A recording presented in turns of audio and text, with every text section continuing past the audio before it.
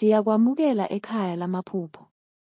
Phuthuma kuYouTube ehlambe nephupho lakho sesiliphendulile. Search sichaza amaphupho kuYouTube. Namhlanje sizokhuluma ngokuphupha umlilo nomlotha. Amaphupho ngomlilo. Uma uphupha ubona umlilo noma amalangabi, kuwuphawu olubi ekusaseni lakho. Kusho ukuthi intukuthelo nokukhaphelwa kuyeza kuwena. Uyolahlekelwa yizinto ezisemqoka kuwena futhi ubhekane nezikhathi ezikhathazayo. Uma wenza umlilo uba mkhudlwana kusho ukuthi uzolwa nothile omaziyo.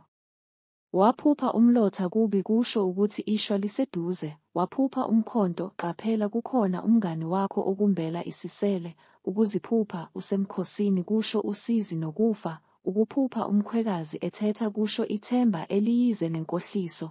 Ukuphupha ubuka umlingo kusho abangani bakho abangathembakele bazovela obala. Ukuphupha umneke kusho inqubekela phambili kozomsebenzi izoza kancane kumele ulinde. Umhlwa kusho ukuthi yebo umi uqinile kodwa kukhona abangumshosha phansi abaveza amazinyo cabe phambi kwakho qaphela.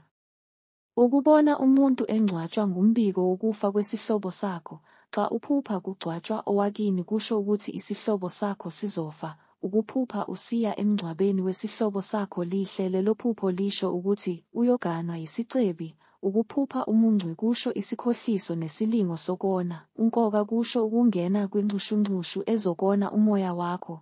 Ukuphupha umfundisi kusho impumelelo ikakhulukazi kwezothando. Uma umusha kule channel bengicela ushaye subscribe uphinde ushare nelink. Siyatholakala ku-TikTok sichaza amaphupho. Usibhalele ku-inbox sikunikeze inamba ongabuza kuyo amaphupho njalo ekuseni. Nisale kahle. Sanibonani ekhaya lamaphupho. Phuthuma kuYouTube ehlambe nawe sesiliphendulile iphupho lakho. Search sichaza amaphupho. Namhlanje sokhuluma ngokuphupha isikole imfundo. Amaphupho ngesikole. Uma uphupha ukuthi usesikoleni noma kuzobe kubukwa wena emhlanganweni olandelayo oya kuwo. Njengoba amaphupho enezincazelo ezahlukene, ukuphupha ngesikole kubuye kusho ukuthi kumele uthwase amaphupho ngezivinyo. Uma uphupha ubhala isivivinyo uzobhekana nokuhlupheka maduzane nje. Kunabantu abafuna ukujikela kodwa uma usebenza kanzima uzophumelela. Amaphupho ngemfundo. Uma uphupha ukuthi usesikoleni noma wenza ikhozi kusho ukuthi uzophumelela empilweni.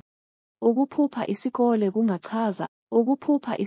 kungachaza a spirit of backwardness, lapho impilo ihluleka ukuthuthuka iye phambili. Leli phupho lichaza ukuthi impilo yakho imile. Awuliphuphi iphupho elikubuyisela emuva usafunda umatric uma impilo yakho iya phambili. Izibonelo zamaphupho akhombisa ispirit of backwardness. Ukuphupha esikoleni ufake unifomu ubhala isivivinyo okungenzeka kube isivivinyo esinzima sezibalo.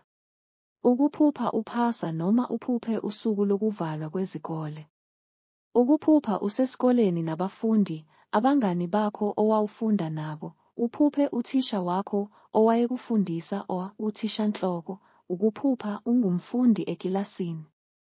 Ubhala umatikuletsheni matric. Ngesinye isikhathi uke uphuphe ubuyela esikoleni uyofunda, uzibone ephusheni ukuthi cha, sewaqeda kodwa futhi uyazibona uyofunda nezingane ugqoke i-uniform yesikole.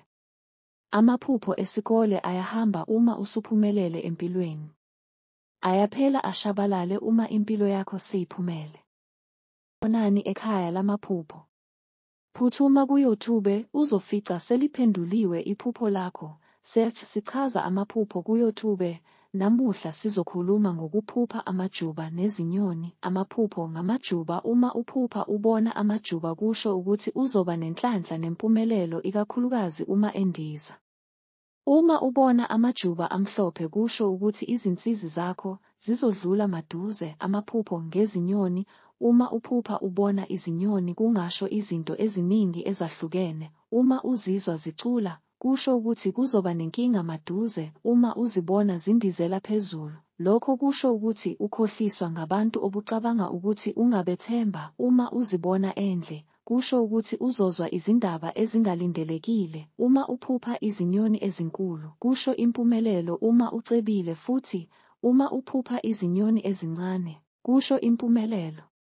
Uma umpofu, ukuphupha ihobhe kusho ukuvaleka kwezothando, ingxabano kulowo othandana naye noma isiphetho esingesihle kubudlelwano onabo ngeleso sikhathi. Ukuphupha ijuba noma amajuba kuchaza isikhathi esihle kwezothando, injabulo enkulu ehambisana nokuthula noxolo nalowo osuthe uthandana naye, noma lowo osuke uzomthola esikhathini esingeside esizayo. Ukuphupha ukhozi kusho ukulahlekelwa isithandwa sakho ngenxa yezenzo zomunye umuntu, ukuthathelwa noma ukuxatshaniswa naso ekubeni wena usuke ungekho ephutheni.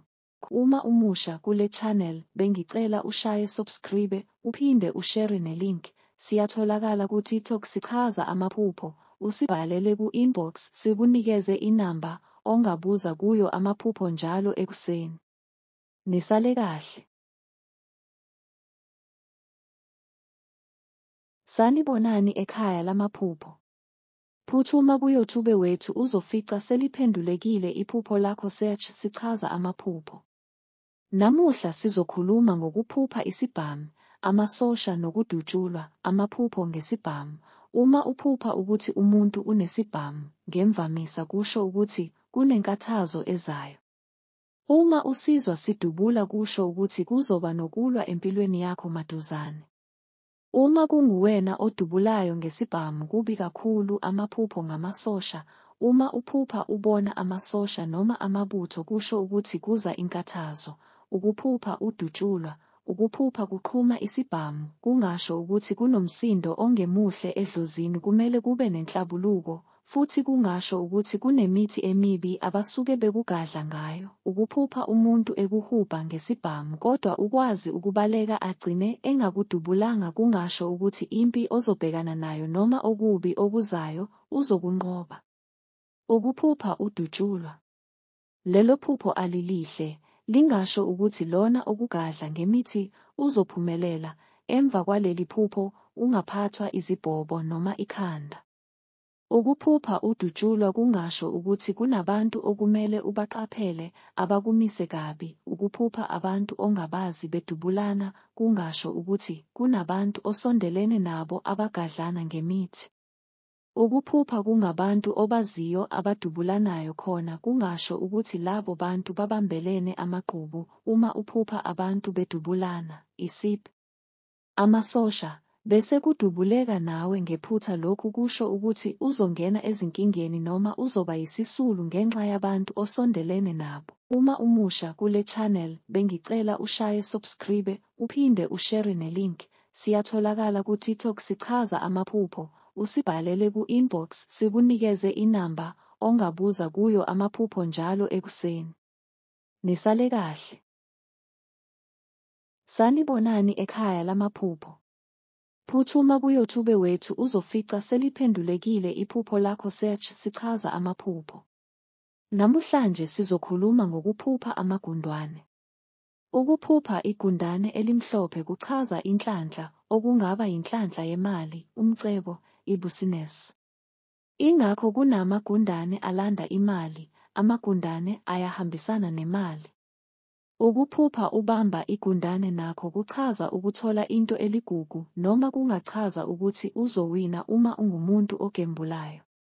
Uma ushadile uphupha igundane elimhlophe, kungachaza ukuthi izinto zakho emshadweni zizohamba kahle. Ukuphupha igundane endlini kuchazani? Kungachaza okuhle futhi kungachaza ukuthi kunenkinga ekhaya. Ukuphupha igundane elimnyama kuchaza amaxoki nabantu abayizitha. Igundane libizwa ngempuku, igundane lasendle elinemigqa emhlophe emhlane libizwa ngembiba. Igundane endlini kungenzeka lingabi related to spiritual. Amagundane amba imigodi yonke indawo, ahamba efuna ukudla yonke indawo. Ukubona igundane endlini can have two meanings. Kungenzeka ukuthi igundane lizochaza ukuthi kunesimo esingekho sihle esizokwenzeka ekhaya. Ukuphupha igundane lingena endlini kungachaza ixoki eliseduze empilweni yakho. Ukuphupha igundane elikhulu or amagundane amaningi kungase kuchaze ukukhungathwa izinkinga ezingaphezu kwakho empilweni. Amagundane amancane amaningi angachaza ukwanda kwezinkinga zakho. Uma umusha kule channel, bengicela ushaye subscribe, uphinde ushare nelink. Siyatholakala ku-TikTok sichaza amaphupho. Usibhalele ku-inbox sikunikeze inamba ongabuza kuyo amaphupho njalo ekuseni. Nisale kahle. Sanibonani ekhaya lamaphupho. Namuhla sikhuluma ngokuphupha inhlanzi. Amaphupho ngenhlanzi. Uma uphupha ubona inhlanzi kusho ukuthi uzoba nempumelelo emsebenzini nasempilweni. Ukuphupha udoba inhlanzi wayibamba uyoba nenhlanhla. Uma iphunyuka uyolahlekelwa yizo zonke izinto ezisemqoka kuwe. Ukuphupha udla inyama kafish, inhlanzi, noma uphuphe udla ukudla okunofish, uthosa, upheka, uhlinza ofish. Ukuphupha inhlanzi isemanzini, emfuleni, uyibamba noma udoba ofish noma ukuphuphe usolwandle o edamini. Ukuphupha ubhabuli, ufish omkhulu, o abancane abaningi, umbokwane, ufish lona ofana nenyoka ohlala ngaphansi kwetshe. Ukuphupha ubhukuda olwandle o emfuleni o edamini kukhona ofish. Amaphupho amayelana nofish wonke achaza inhlanhla. Kungabuye futhi kuchaze ukumitha o isisu. Uma umusha kule channel, bengicela ushaye subscribe, uphinde ushare nelink. Siyatholakala ku-TikTok sichaza amaphupho. Usibhalele ku-inbox sikunikeze inamba ongabuza kuyo amaphupho njalo ekuseni.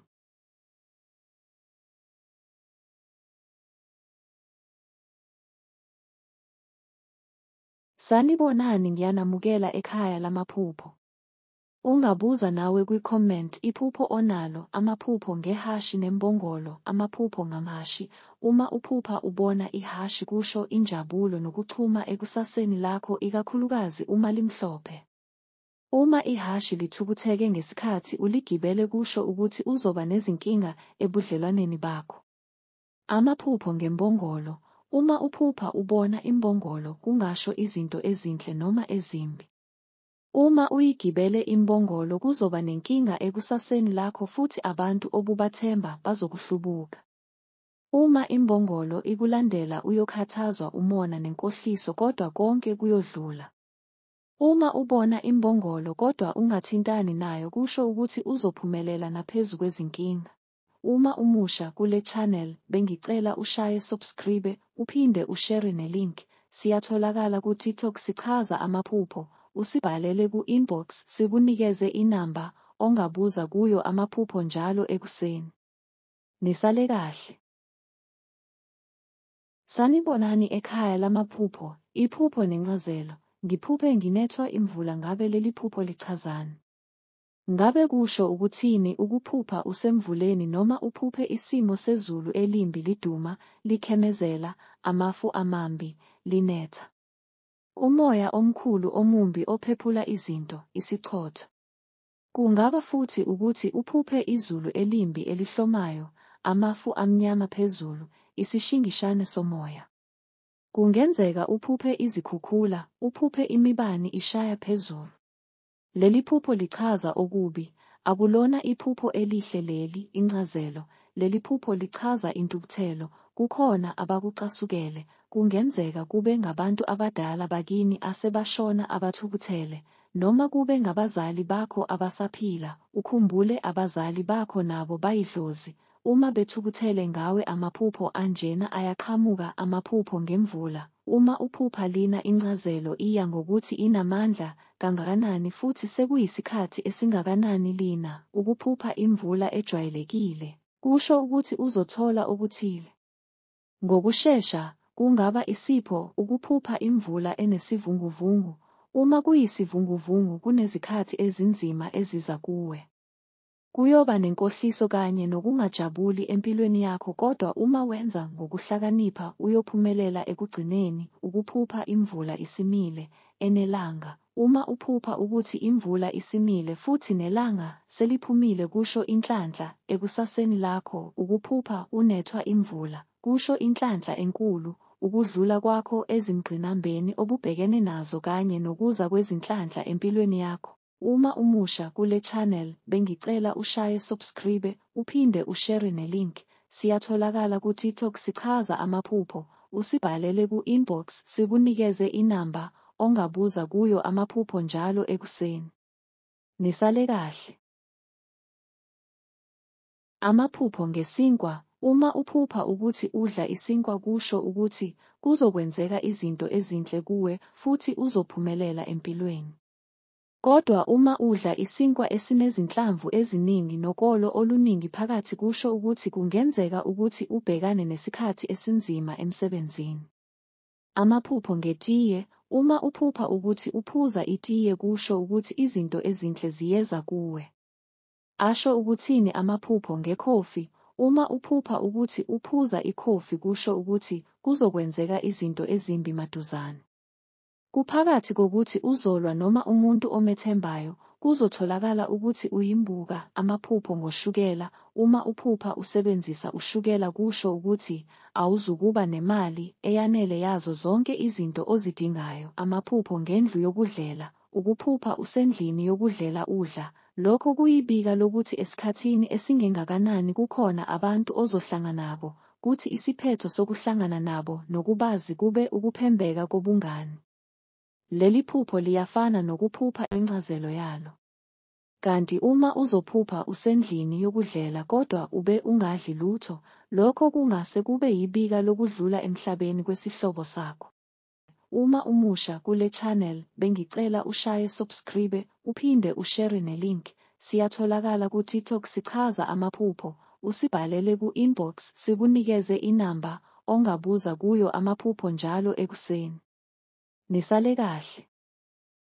Sanibonani, namuhla sokhuluma ngokuphupha uwasha noma ugeza. Nansi incazelo, udinga ukugeza empophomeni uma uyisangoma. Uma ungesona zama ukuzikhipha isichitho, amaphupho esichitho lawo, kumele uzihlambe ukuze izinto zakho zizokulungela. Ukuphupha ugeza ngamanzi amnyama angcolile kubika into embiza ezokwenzeka empilweni yakho. Sukuma ngokushesha uzikiline uxoshe imimoya emibi namabhadi. Leli phupho liyafana nokuphupha uxubha amazinyo. Amanye amaphupho asondelene nokuphuza uhlamba. Ukuphupha ugeza ikhanda, izinyawo, umzimba. Ukuphupha ugeza ingane kungachaza ukuthi izinhlanhla ziyaqala ziyavela, ingane ephusheni imele inhlanhla. Ukuphupha uchatha kona kuchazani? Ukuchatha kuchaza ukuthi unobuthi obukhona egazini lakho, obudinga ukukhishwa. Amaphupho ngokuwasha izingubo. Uma uphupha ukuthi uwasha izingubo qaphela kusho ukuthi kungenzeka ulahlekelwe yinto ebalulekile kuwe maduzane. Amaphupho ngezingubo ezindala noma ezingcolile. Uma uphupha ukuthi unikwe izingubo ezingcolile noma ubuzwe ukuthi uwashe izingubo kodwa amanzi angcolile kusho ukuthi kukhona ozama ukuthakatha umuzi wakho. Amaphupho ngokungcola nokuhlanzeka. Uma uphupha ukuthi ungcolile, kuwuphawu iwesikhathi esinzima ekusaseni lakho. Kusho kakhulu ukuthi kungenzeka ube namahloni ngenxa yento oyenzayo. Uma umusha kule channel bengicela ushaye subscribe uphinde ushare nelink. Siyatholakala ku-TikTok sichaza amaphupho, usibhalele ku-inbox sikunikeze inamba ongabuza kuyo amaphupho njalo ekuseni. Nisale kahle. Sanibonani ekhaya lamaphupho. Namuhla sizokhuluma ngezinyosi, amaphupho nezincazelo. Izinyosi, ukuphupha uncinzwa or uhlaselwa or usukelwa yizinyosi kuchaza ulaka iwabaphansi noma ubunzima ongase uzithole kukhona. Ukuphupha izinyosi kukodwa kungonakele lutho kuchaza umcebo. Ukuphupha amaqeba or amakhekheba ezinyosi or uju kuchaza ukuhamba kahle kwezinto. Amaphupho ngenyosi. Uma uphupha ubona izinyosi kusho ukuthi kukhona abaphokophelele ukukuthola. Uma zikuthinyela kusho ukuthi uzolahlekelwa yizinto ezisemqoka kuwe. Uma umusha kule channel bengicela ushaye subscribe uphinde ushare nelink. Siyatholakala ku-TikTok sichaza amaphupho, usibhalele ku-inbox sikunikeze inamba ongabuza kuyo amaphupho njalo ekuseni. Nisale kahle. Amaphupho ngemilomo. Ukuphupha ngomlomo kungasho izinto eziningi ezithinta impilo yakho kanye nabantu ophila nabo. Umlomo onukayo. Lokho kusho ukuthi abantu sebephonsa ithawula ngawe ngenxa yezinto ozenzayo. Amazinyo. Lokho kusho ukuthi uzomenywa endaweni ejabulisayo maduzane, kodwa uma likhishwa izinyo kusho ukuthi uzolahlekelwa umngani. Umlomo ugxaza amathe. Lokhu kusho ukuthi uzolahlekelwa imali maduzane. Ngiphuphe ngiphuma amazinyo. Ngabe leli phupho lichazani na? Ukuphupha uphunyelwa amazinyo. Kungenzeka kube ngamazinyo angaphambili noma amazinyo angemuva. Kungenzeka uphuphe ephuma wonke amazinyo kusala izisini. Amazinyo angemuva abizwa ngomhlathi. Uma uphupha uphuma imihlathi, kungenzeka kube yinto othembele kuyona kakhulu ozoyilosa. Ukuphupha ukhumuka amazinyo kuchaza ukuthi empilweni yakho kunento eyigugu ezokulahlekela. Ukuphupha uxegwa amazinyo khona kungaba yisexwayiso sokuthi izinto azimile kahle empilweni yakho. Uma umusha kule channel, bengicela ushaye subscribe, uphinde ushare nelink. Siyatholakala ku-TikTok sichaza amaphupho. Usibhalele ku-inbox sikunikeze inamba ongabuza kuyo amaphupho njalo ekuseni. Amaphupho ngenyama yengulube. Uma uphupha udla inyama yengulube noma ubhekeni kusho ukuthi uzolahlekelwa ngokuthile okusemqoka kuwe. Amaphupho ngengulube. Uma uphupha ubona ingulube kungaba kuhle noma kube kubi.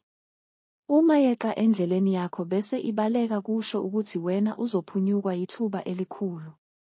Uma ikubona kodwa ingenandaba nawe, lokho kusho ukuthi uzophumelela futhi ucebe.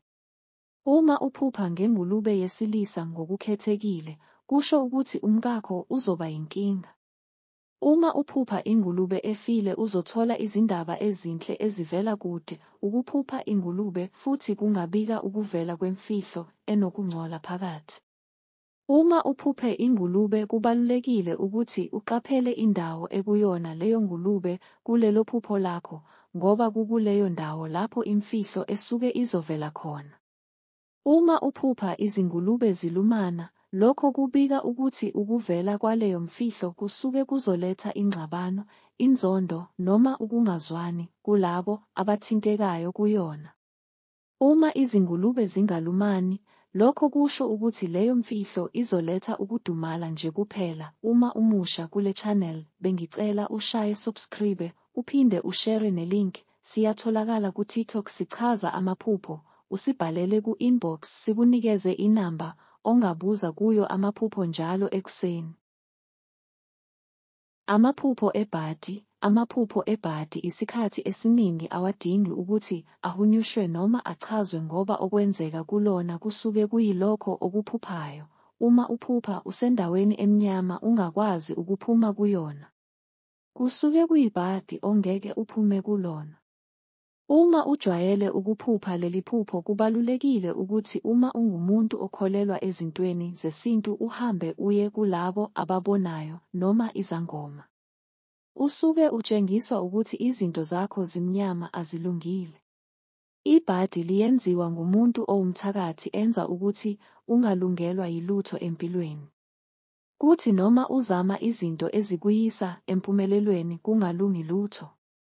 Kumuntu okholwayo uyathandaza aze aphumelele. Uma uphuphe ubhukuda emanzini angcolile, kuwona ubone ingane enqunu uthi uyayibamba ingabambeki. Ugcine usendaweni emnyama. Leli phupho lijwayeleke kubantu besifazane abaphuphunyelwa yisisu. Kusuke kuyingane yakho leyo eyaphuphumayo. Leli phupho lisuke likutshela ukuthi ubumnyama bakho benziwa yini. Ingane isuke ikutshengisa ukuthi isikhulile ifuna ukwenzelwa izinto eziqondene nayo. Ngenhlanhla leli phupho liyakwazi ukuphumelela uma lowo ezolandela izigaba ezifanele. Umuntu wesifazane uyakwazi ukugeza lesinyama. Imithi itholakala kubantu abalaphayo ngokwesintu. Okubalulekile ukuthi nengane kufanele yenzelwe umsebenzi wayo owaziwa ngokuthi ukuyigqokise nokuyetha nokuyiqamba igama.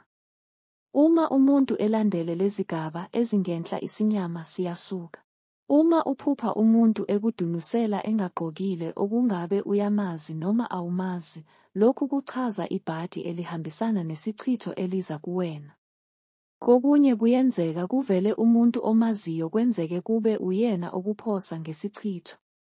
Leli phupho lijwayeleke kubantu besifazane ababanga isoka. Uma uphupha uphucwa imali umuntu noma uphuphe uphiwa into bese kuba khona umuntu okuphucayo, kusuke kuyibhadi lokuthi uzophucwa isipho sakho ositholile noma osazosithola. Noma kusuke kukhona umuntu owathatha izinhlanhla zakho wazenza ezakhe. Esikhathini esiningi kuvamise ukuthi kube ngumuntu womndeni. Ngoba noma umuntu wangaphandle angakwenza kodwa akawazi amadlozi akini. Uthi noma ekwenza owangaphandle kungalungi kahle. Ngoba amadlozi akini ayakwazi ukuvulela inhlanhla. Kodwa uma kumuntu wakini kuba nenkinga ngoba ukhuluma nalo idlozi leli nawe okhuluma nalo. Ungakulungisa lokhu kodwa ngoba ungumuntu oseduze nawe, angakwazi ukubona uma wenza izinto eziqondene nalokhu bese yena egadla kakhulu kunakuqala. Ugcina ubona ukuthi zonke izinto oziphuphayo zenzeka kumuntu wakini. Uma uphupha umuntu ekupha izingubo ezindala noma ekuwashisa izimpahla zakhe ezindala, amanzi owasha ngawo engcolile nezingubo ezitshilizela ngakuwena, kusuke kuyibhadi kukhona umuntu okulethela ubumnyama emzini wakho. Kokunye uke uphuphe, emnyama ichaza ibhadi. Kusuke izinto zakho zingeke zikuhambele kahle empilweni. Noma kwesinye isikhathi usuke utshengiswa ukuthi kukhona izinto ezingahambi kahle. Umuntu ongumthakathi uyakwazi ukuthi akulethele ibhadi lokufa emzini wakho. Lokho ukubona ephusheni ngokuthi akulethele ingubo emnyama. Uma le ngubo uyinqabile ephusheni lowo obekunika yona uzovelelwa okubi. Kodwa ngedlozi lakini ube usuyaboniswa ebusuku ukuthi kunezinto ezimbi ezizokwenzeka nezisazokwenzeka. Amaphupho abalulekile ukuthi ungawakhohlwa uma usuvukile ukwazi ngisho ukuwachaza. Uma ungakwazi buza kubantu abadala ngoba kuyenzeka ukuthi kunento otshelwa yona. Ukuphupha ibhokisi lomgcwabo, isifo sasekhaya. Uma umusha kule channel bengicela ushaye subscribe uphinde ushare nelink. Siyatholakala ku TikTok sichaza amaphupho. Usibhalele ku inbox sikunikeze inamba ongabuza kuyo amaphupho njalo ekuseni. Amaphupho okufa. Uma kuzohamba umuntu emhlabeni kuba khona izimpawu ezishoyo ukuthi kukhona okuzokwenzeka. Kunamaphupho akuvezayo ukuthi kunomuntu ozohamba emhlabeni. Omunye abe nenhlanhla ngisho nokumbona umuntu lowo ozohamba emhlabeni. Ukufa yinto engeke siyivimbele ukuthi ingenzeki. Kweminye imindeni bakhishwa yizisu bonke ngesikhathi esifanayo. Abanye abantu bona bashaywa uvalo kodwa bungekho ubungozi. Ukufa, uma uphupha udwendwe noma ngesinye isikhathi uphuphe kushada umuntu noma umbone ukuthi ngubani oshadayo, kuyenzeka ukuthi kushone lowo osuke umbonile. Uma uphupha kunesivunguvungu somoya omnyama kube sengathi kuyabophana esiswini. Noma kanjani kukhona ozohamba umuntu wakini ozalwa naye esiswini esisodwa. Uma uphupha ukhokhela umuntu wemoto imali kodwa imoto ihambe njalo ingami uze uphaphame. Usuke uphuphela umuntu wakini kungaba yingane yakho oyizalayo. Uma uphupha umuntu omaziyo ehamba. Amaphupho okufa. Uma kuzohamba umuntu emhlabeni kuba khona izimpawu ezishoyo ukuthi kukhona okuzokwenzeka.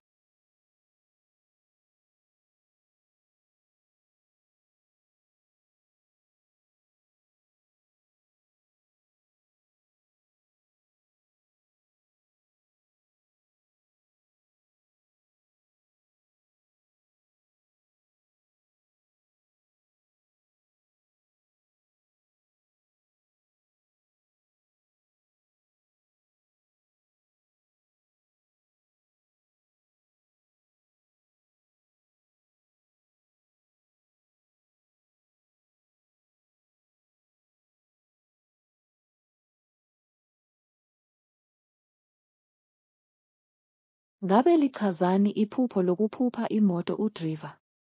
Ukuphupha imoto kungeyakho uyithengile imoto entsha sha, ithengwe nguwe, uyishayela noma-ke ungakwazi ukudriva noma uphuphe umngani wakho ethenge imoto entsha noma uphuphe ekhaya lakho kukhona imoto ethengiwe, okungenzeka ithengwe ngumama wakho noma ubaba wakho noma usisi wakho or ubhuti wakho ukuphupha ugibele imoto okungenzeka kube yibhasi or ibhasi, itaxi or itekisi noma ube noma itruck. Ngesinye isikhathi iphupho liyaveza imibala yemoto kube yimoto emhlophe, ebomvu, emnyama, eblue, maroon. Ukuphupha imoto emile kusho ukuthi impilo yakho ayizoqhubeka kusakude uthole impumelelo. Ukuphupha imoto ehambayo kona kuchaza ukuqhubeka kwempilo, kuchaza ukuthi impilo iya phambili. Imoto ehlehlayo yona ichaza ukungalungi kwezinto. Uma imoto ishayisa ephusheni noma iwa, iginqika kuyinto embi, kuchaza ingozi. Uma ugijimisa imoto noma ugibele imoto egijimayo kakhulu kuchaza ulaka iwabantu abaphansi, amadlozi akho athukuthele. Uma imoto indala lokho kuchaza abantu abadala. Ukuphupha imoto yomngcwabo kona kuchaza ini? Ukuphupha imoto yomngcwabo kona kuchaza ini? Nakho kuchaza isifo. Imoto ethwala imali yona ichazani ephusheni? Ichaza umcebo kodwa onobungozi phakathi. Uma imoto ke ephusheni udriver ingahambi inqaba uze uyishove njengebhayisikili kuchaza ukubanzima kwempilo ezokwehlela. Uma uphupha unemoto kodwa itshontshiwe noma itshontshwa kuchaza into efaka nokuthakathwa noma ukuthwetshulwa.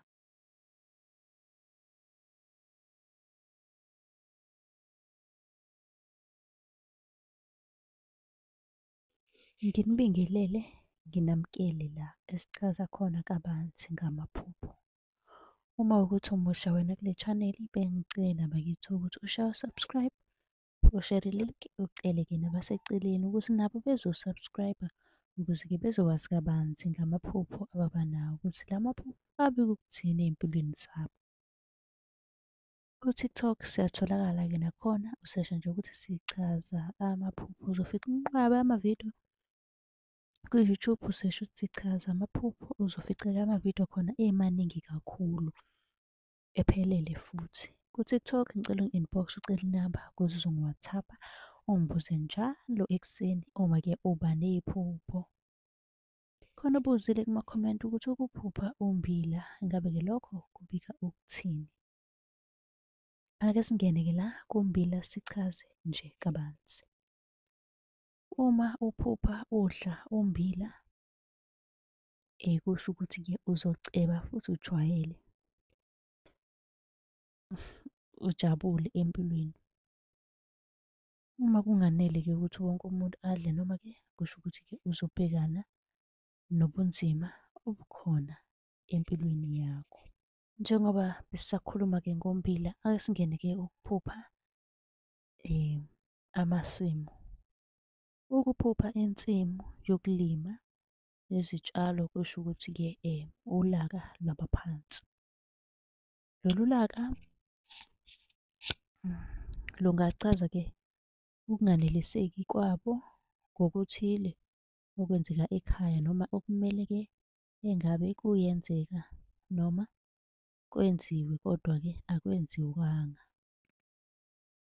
Mlaleli, cela ubuze la kwi-comment umbuzo onawo, ungalibali futhi ukushaya subscribe ukuze ngokulandelayo ungaphuthelwa mhla sengifaka phela le video yephupho ozolibuza nje kuma-comment njengamanje. Nisale kahle. Nginibingelele, nginamukele la esichaza khona kabanzi ngamaphupho. Uma kuwukuthi umusha kule channel bengicela ushaye subscribe ukuze-ke ngokulandelayo ungaphuthelwa phela uma sengifaka ividiyo. Niqhubeke nibuze kuma-comment, ngizolokhu ngithatha nje ama-comment ambalwa ngiwenza amavidiyo ku-YouTube. Ungaphuthuma-ke na ku-YouTube usesha ukuthi sichaza amaphupho ucinge ividiyo yakho. Uma ukuthi ibuka ku-TikTok le video sifollowe, ungicela inamba u-inbox. Khona babuzile-ke lapha babuze okuningi okuhlukahlukene ngizokufunda bese-ke ngisho incazelo ihlanganise konke. Uthi-ke lo ngiphuphe intombi yendoda yami. Ngabe-ke lokhu kuchaza ukuthini? Ngicela incazelo yaleli phupho. Kuyenzeka-ke uphuphe-ke umnakwenu nixabana naye noma-ke nizwana naye, nihleli kamnandi nixoxa. Kwesinye isikhathi-ke umphupho efika la uhlala khona ekuvakashele noma-ke eze ngempi.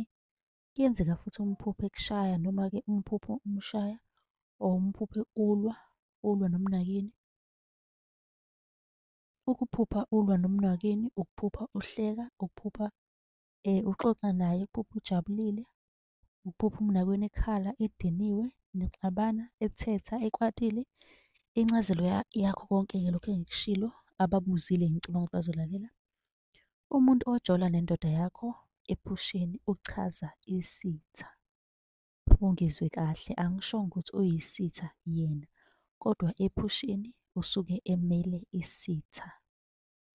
Kungenzeka yena ukuthi-ke akanankinga nawe, kodwa-ke uma umphupha yena umele isitha noma-ke umele umuntu okuvimbelayo ukuthi uphumelele uye phambili.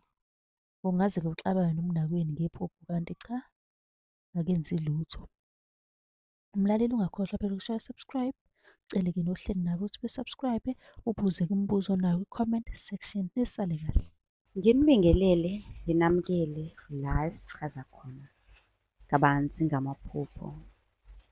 Uma ukuthi umosha kule channel besicela-ke ushaya subscribe, bese-ke ucela nabaseduze kwakho ukuthi-ke nabo be-subscribe ukuze-ke bengaphuthelwa uma-ke beba namaphupho ngoba ayi kubalulekile ukwazi ukuthi amaphupho banawo abeke ukuthini empilweni yakho.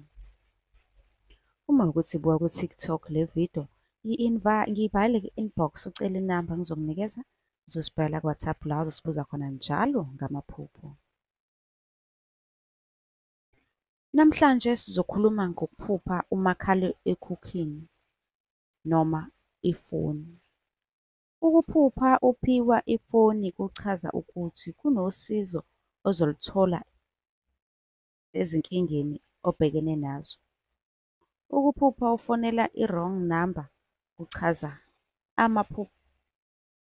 amaphutha ozowenza empilweni yakho. Ukuphupha ufonelwa i-wrong number kuchaza amaphutha azofika kuwena empilweni enziwa ngabanye abantu. Ukuphupha ifoni iringa kusho ukuthi kunomuntu ozofika empilweni yakho. Ukuphupha kungena i-SMS kuchaza ukuthi kunomlayezo okumele uwulindele empilweni yakho noma kunezindaba okumele-ke uzilindele. Ukuphupha ulahlekelwa, utshontshelwa ifoni uchaze ukuba kwisimo lapho uzodinga khona usizo angabi khona ozokusiza. Lapho komela-ke uzisize wena ekuphumeni kuleso simo. Mlaleli ungakhohlwa phela ukushaya subscribe uma ukuthi ibuka ku-YouTube ukuze ungaphuthelwa ngokulandelayo mhla sengifaka enye video. Ubuze kwi-comment section iphupho obenalo, ungaba nenhlahla-ke nawe singithathe leyo comment ngizokwenza ividiyo yayo ku-YouTube. Nisale kahle. Nginibingelele, nginamukele la esichaza khona kabanzi ngamaphupho. Kunabantu ababuzile abaningi lapha kuma-comment ukuthi Thukhu wethu besichaza amaphupho. Bebuza-ke amaphupho ahlukahlukene ukuthi angabe abike ukuthini ey'mpilweni zabo. Kodwa njengoba bengishilo ukuthi ngizolokhu ngithatha nga-one ngenze ividiyo ngifake ku-YouTube. Uma ukuthi le video ibuka ku-TikTok, phuthuma-ke ku-YouTube uzoyifica-ke nawe eqondene nawe impendulo-ke yephupho lakho. Khona obuzile kodwa-ke ngicela ukuthi ngaphambi kokuba ulalele impendulo ushaye u-subscribe. Uma ukuthi ibuka ku-YouTube, uma ukuthi ibuka ku-TikTok sifolowe usicele-ke inamba ku-inbox. Khona obuzile amaphupho ngamaqanda. Baningi ngizochaza-ke ngayo yonke indlela la awukhona khona amaqanda. Uma uphupha ukuthi udla amaqanda, lokho kusho ukuthi uzoba nempumelelo emsebenzini noma esikoleni uma-ke kuyikuthi ungumfundi. Kodwa-ke uma amaqanda ebolile kusho ukuthi kuzoba nenkathazo enkulu empilweni yakho. Leli phupho incazelo yalo ingahlukaniseka kabili, okuya-ke ngesimo sawo amaqanda asuke ekusona uma uwaphuphile. Ukuphupha amaqanda afile kusho-ke ukungaphumeleli kulokho okwenzayo noma-ke obuhlose ukukuqala ukukwenza empilweni yakho. Kungaba-ke ngokwezemfundo, umsebenzi, ibhizinisi noma uthando, njalo njalo. Ukuphupha amaqanda angafile noma-ke asechamiselile, lokho kusho-ke ukuphumelela kulokho okwenzayo noma-ke osezinhlelweni zokukufeza. Kanti uma engafile efukanyelwa isikhukhukazi, kuchaza ukuthi-ke izinhlelo zakho zivikelekile. Abukho ubungozi obuzosondela eduze nawe. Mlaleli, uma ukuthi-ke khona la ungezwanga khona kahle, ngicela ubuze la ku-comment section noma-ke unephupho othanda ukuthi nawe sibuye nevidiyo yalo sikuchazile lona, buza la ku-comment section. Ngizobe-ke sengithatha leyo comment ngikwenzele-ke nawe eyakho ividiyo ngiyifake ku-YouTube. Uma ukuthi-ke awukayiboni eyakho, ngithi phuthuma ku-YouTube uzofica-ke amavidiyo inqwaba esengiwenzile, ucinge-ke le eqondene nawe obuyibuze kwi-comment. Ungakhohlwa phela ukushaya subscribe, ucele-ke nabantu abaseceleni kwakho ukuthi bezo-subscribe la kwi-channel yethu la esichaza khona kabanzi ngamaphupho. Nisale kahle.